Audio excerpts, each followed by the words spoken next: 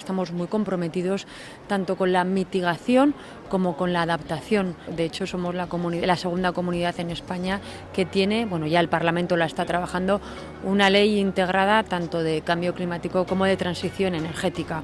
Como digo, nosotros ya hemos pasado de las palabras a los hechos y somos pioneros en esa materia.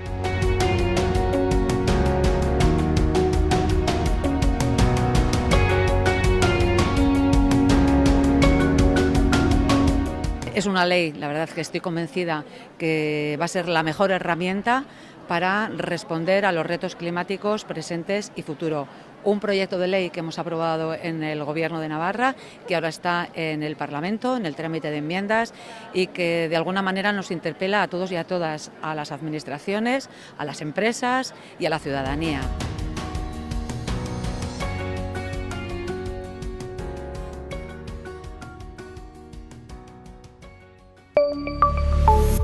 Gobierno de Navarra. Nafarroako Gobernua.